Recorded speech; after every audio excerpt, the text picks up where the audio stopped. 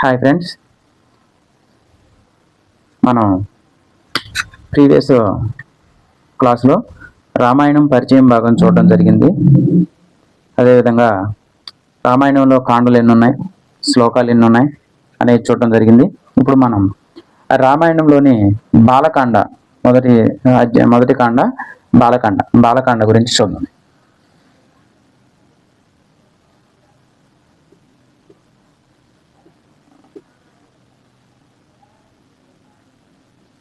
బాలకాండ ఇది బాలకాండ రామాయణంలో మొదటి కాండగా పేర్కోవడం జరిగింది.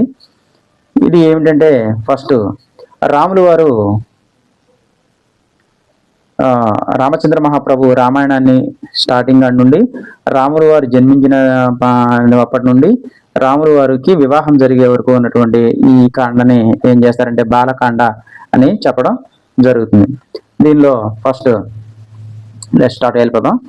నెక్స్ట్ నిరంతరం హరినామ స్మరణ చేసేటటువంటి ఈ యొక్క నారద మహాముని ఒకరోజు ఆకాశ మార్గాన్ని పెడతా వాల్మీకి మహర్షి యొక్క ఆశ్రమంలో తాను రావడం జరుగుతుంది.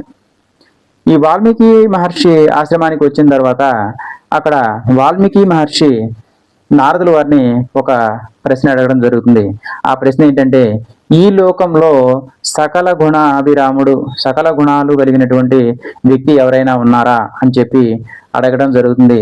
అందులో భాగంగానే నారదులు ఏం చెప్తారంటే, ఇప్పుడు శ్రీరామచంద్రుడు అనే వ్యక్తి ఉన్నారు అని చెప్పని చెప్పడం జరుగుతుంది.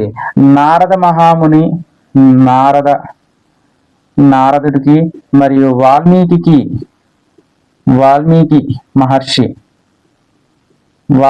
మహర్షికి మధ్య ఒక చిన్న రాముల వారి గురించి చిన్నగా రామాయణం గురించి చర్చించడం జరుగుతుంది. దీన్ని సంక్షేప రామాయణము, దీన్ని ఏమంటారంటే సంక్షేప రామాయణము. ఎవరెవరి మధ్య జరిగిందంటే ఇది నారద మహామునికి మరియు వాల్మీకి మహర్షి మధ్య జరిగింది. దీన్నే సంక్షేప రామాయణము అని పేర్కోవడం జరుగుతుంది. సంక్షేప రామాయణం గురించి అక్కడ చర్చ జరుగుతుంది. ఇదిలా ఉండగా ఒకరోజు నదుల పేర్లు ఇంపార్టెంట్ అండి. నదుల పేర్లు, ప్రాంతాల పేర్లు, ఆయుధాల పేర్లు, వస్తువుల పేర్లు గుర్తుపెట్టుకోండి. తమసా నది. ఈ తమసా నది తీరానికి వాల్మీకి మహర్షి తన శిష్యుడైనటువంటి భరద్వాజునితో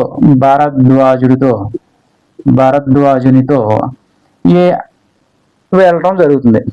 తమసా నది ఒకటి. అక్కడ ఒక 2 క్రౌంచ పక్షుల జంట కనబడుతుంది వాల్మీకి మహర్షికి. క్రౌంచ పక్షుల జంట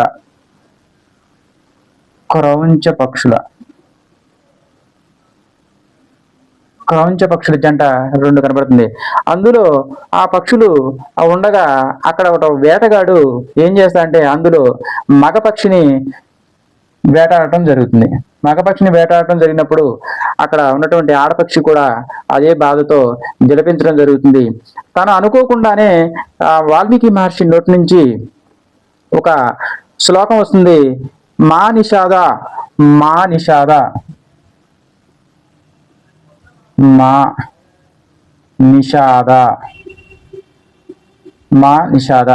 ఇది సంస్కృతంలో మా అంటే వద్దు అని, నిషాద అంటే వేటగాడు, వద్దు వేటగాడ అని చెప్పి అర్థంతో తన నోటి నుంచి ఒక శ్లోకం వస్తుంది. ఆ శ్లోకానికే రామాయణం యొక్క ప్రథమ శ్లోకం అయిందని మనం చెప్పవచ్చు. మా నిషాద ఈ రామాయణం మొదటి శ్లోకంగా మారింది. ఆ జంట పక్షుల శోకం నుండి శ్లోకం ఏర్పడింది అని చెప్పొచ్చు. శోకం నుండి శ్లోకం ఏర్పడిందని చెప్పొచ్చు. ఇది ఇలా ఉండగా ఇది ఇక్కడ వరకు ఇలా ఉంటే ఒకరోజు ఈ బాధ అంతా ఈ వాల్మీకి మహర్షికి ఈ క్రౌంచ పక్షుల వేటాడటం ఈ బాధ తనను బాగా కలిచివేసింది. ఆ కలిచివేసిన సమయంలో ఒకరోజు వాల్మీకి మహర్షి దగ్గరికి వస్తారు. ఎవరయ్యా అంటే బ్రహ్మ. ఈ బ్రహ్మ మహర్షి వాల్మీకి దగ్గరికి వస్తారు. వాల్మీకి మహర్షి దగ్గరికి వచ్చిన తర్వాత, అది నీకు నోటి నుంచి యాదృచ్ఛికంగా వచ్చింది కాదు, అది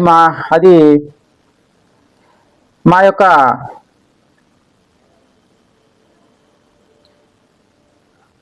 సంకల్పం వల్లే, ప్రభావం వల్లే ఆ వాల్మీకి నోటి నుంచి వచ్చింది అని చెప్పి, వాల్మీకి నీ నోటి నుంచి నువ్వు కలకాలం నిలిచిపోయేలాగా రామాయణాన్ని రాయి అని చెప్పి సెలవిస్తారు బ్రహ్మ.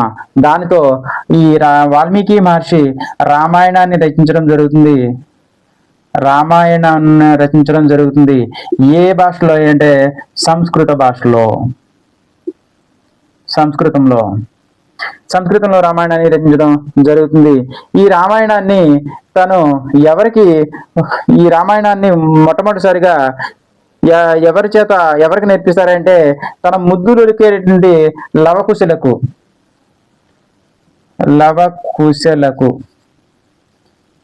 ఈ లవకుశులు రాముల వారి కుమారులే.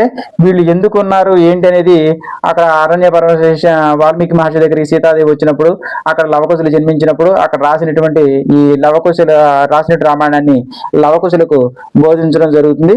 దీన్ని ఇక్కడ అలా ఉంచండి దాని తర్వాత మనం దాని గురించి చూద్దాం. ఇప్పుడు నెక్స్ట్ రాములు వారి జన్మం ఏ విధంగా ఉంది దాని గురించి చూద్దాం ఒకసారి.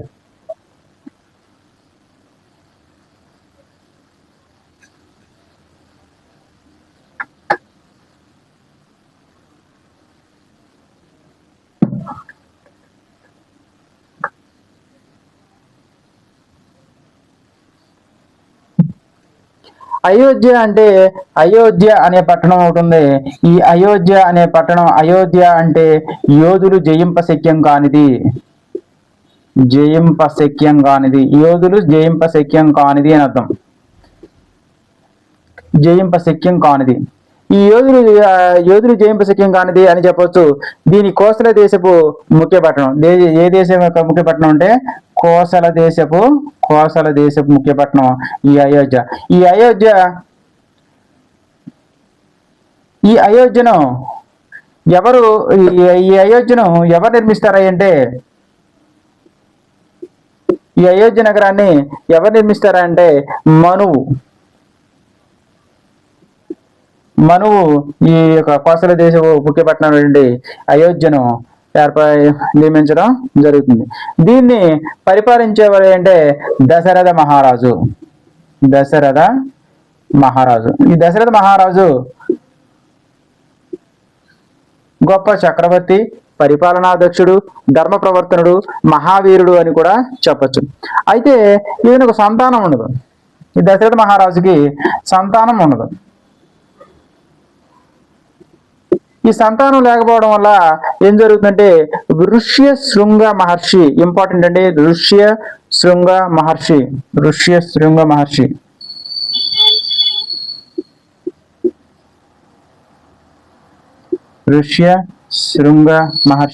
ఈ ఋష్యశృంగ మహర్షి ఆధ్వర్యంలో దశరథ మహారాజు ఒక యాగాన్ని తలపెట్టడం జరుగుతుంది.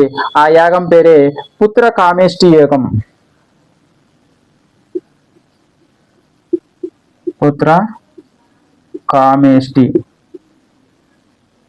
యాగం. ఈ యాగం జరుగుతుంది. ఈ యాగం వరకు ఇలా గుర్తుపెట్టుకోండి. ఇది ఇలా జరుగుతూ ఉంటే రావణుడు ఇదే సమయంలో దేవతలు రావణాసురుడు అనేటటువంటి ఒక రాక్షసుడు తన అకృత్యాలు ఎక్కువైపోయి దేవతలందరూ కూడా ఏం చేస్తారంటే బ్రహ్మదేవునితో మొరపెట్టుకోవడానికి వెళతారు. ఎవరితో అంటే బ్రహ్మదేవునితో మొరపెట్టుకోవడానికి దేవతలందరూ వెళతారు. ఆ బ్రహ్మదేవుడి దగ్గరికి వెళ్ళినప్పుడు ఈ రావణుడు ఒక వరం పొందుతాడు. ఆ వరం ఏంటంటే మానవుడు మాత్రమే నన్ను చంపాలి తప్ప ఇంకా ఏ వస్తువు చేత గాని, ఏ జంతువు చేత గాని, ప్రకృతిలో ఏ విధమైనటువంటి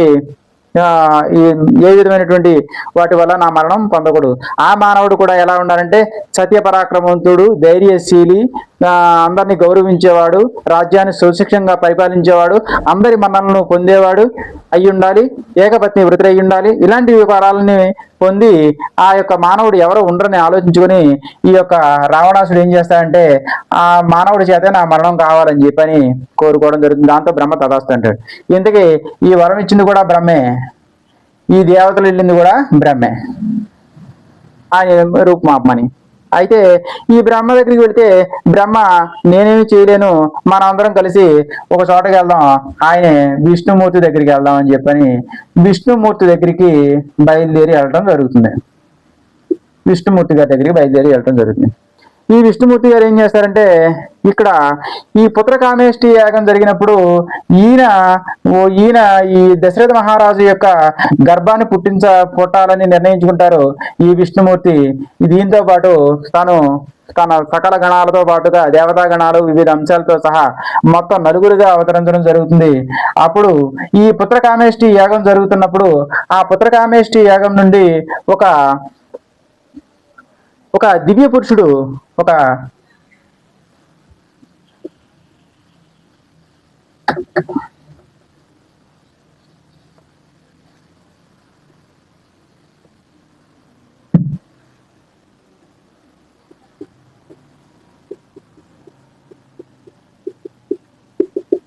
దివ్య పురుషుడు ఉద్భవించడం జరుగుతుంది. ఆ దివ్య పురుషుడు ఏం చేస్తారంటే ఒక పాయస పాత్రని అందించడం జరుగుతుంది. ఆ దివ్య పాయసాన్ని స్వీకరించి దశరథ మహారాజు తన యొక్క ముగ్గురు భార్యలైనటువంటి కౌసల్య,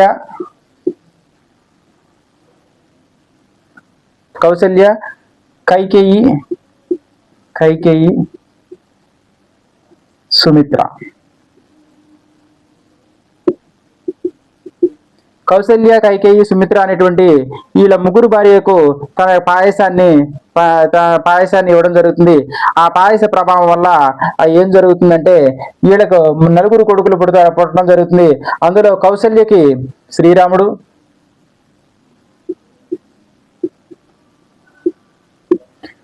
కైకేయికి భరతుడు, సుమిత్రకి లక్ష్మణ శత్రుఘ్నులు.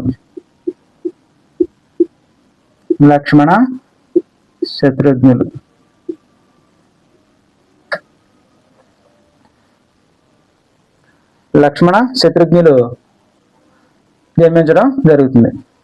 వీళ్ళు అన్యోన్య రాగాలతో సకల శాస్త్ర పారంగతులుగా పిల్లలు పెరగడం జరుగుతుంది.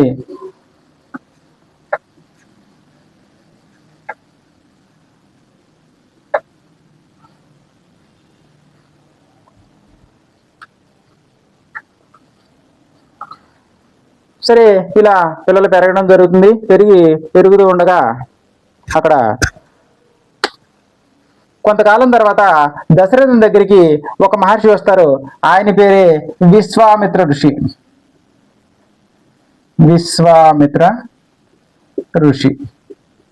ఈ విశ్వామిత్ర ఋషి ఏం చేస్తారంటే ఈయన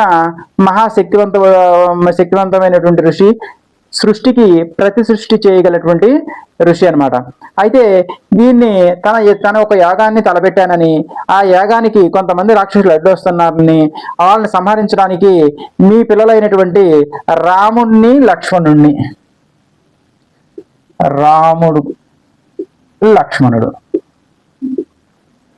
పంపమని దశరథ మహారాజుని కోరడం జరుగుతుంది. దశరథ మహారాజుకి పిల్లలంటే లేక పుట్టిన పిల్లలు కదా, అందులోనూ రాముడు అంటే ఆయనకి మహాప్రాణం. ఆయన్ని చిన్న పిల్లలైనటువంటి పసిపిల్లలను ఆ రాక్షస సంహారానికి నేను ఎలా పంపనని చెప్పి ఆయన బాధపడుతూ ఉంటారు. అలా బాధపడుతూ ఉండగా విశ్వామిత్రుడు కోపం అత్యంత శక్తివంతమైనటువంటి కోపం. ఆయన శపిస్తే ఇంకా తిరుగులేనటువంటి ఆయుధంగా ఉంటుందన్నమాట. అందుకని చెప్పి ఆయన తన యొక్క ఆస్థానంలో ఉన్నటువంటి వశిష్ఠుడు